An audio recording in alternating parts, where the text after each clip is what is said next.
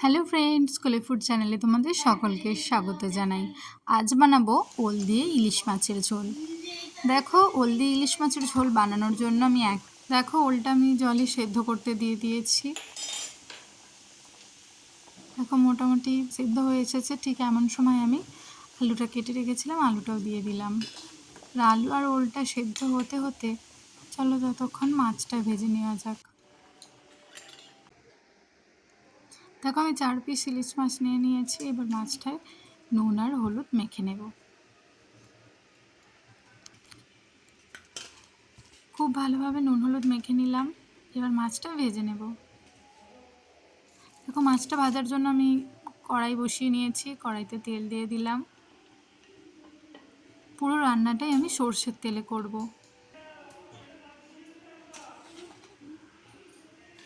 দেখো এবার এক এক করে ইলিশ মাছগুলো আমি ভেজে নিচ্ছি।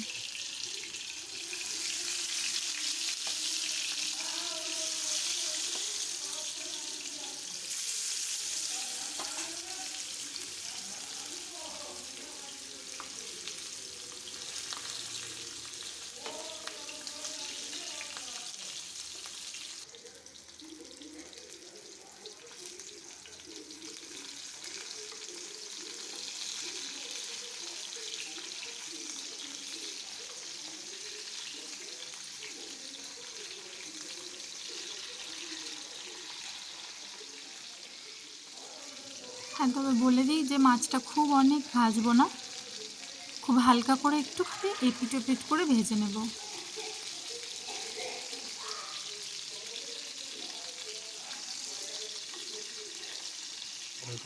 দেখো এবার আমি ইলিশ মাছের ঝোলে বেগুন দেবো বলে বেগুনটাও কেটে রেখেছিলাম। 4 পিস করে বেগুনটা নিয়েছি।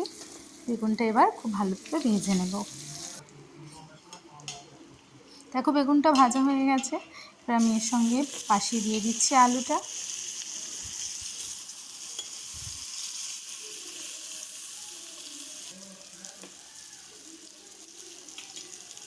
দেখো বেগুনটা ভাজা হয়ে গেছে, তুলে নিচ্ছি।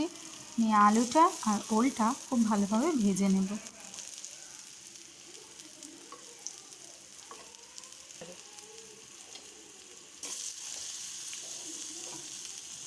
ওলটাও দিয়ে দিয়েছি।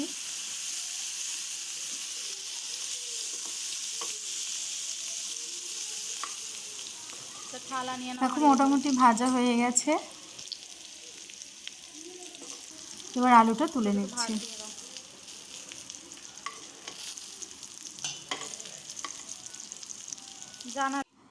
আচ্ছা, দেখে বুঝতেই পারছো ওলটাও অনেকটা ভাজা হয়ে গেছে।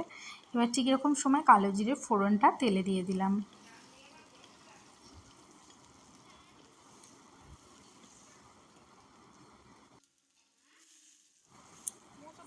দেখো এবার কালো জিরে আর ওল দুটোই ভাজা হয়েই এসেছে।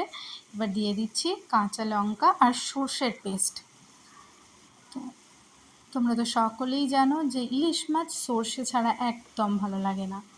এবার আমি ইলিশ মাছের ঝোল বানাচ্ছি ওল দিয়ে, তাই একটু সর্ষে বাটা আর কাঁচা লঙ্কা খুব ভালোভাবে পেস্টটা বানিয়ে নিই।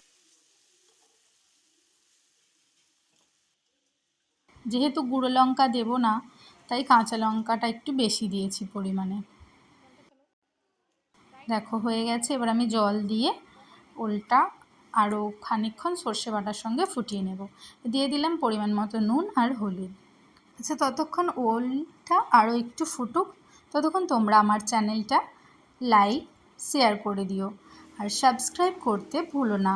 অবশ্যই কমেন্টে জানিও রান্নাটা কেমন হয়েছে। দেখো ঝোলটা ফুটে গেছে। এবার এরকম সময় আমি দিয়ে দিলাম ইলিশ মাছগুলো। দেখো ঝোলটা একদম রেডি। এবার একটু কাঁচা তেল আর একটা কাঁচা লঙ্কা দিয়ে ঝোলটা খানিকক্ষণ ঢাকা দিয়ে রাখবো। ঠিক 5 থেকে 10 মিনিট পর খাবারটা সার্ভ করব। এরকম ছোট ছোট রান্নার রেসিপি পেতে অবশ্যই তোমরা আমার পেজটা সাবস্ক্রাইব করে। দেখা হচ্ছে পরের ভিডিওয়ে।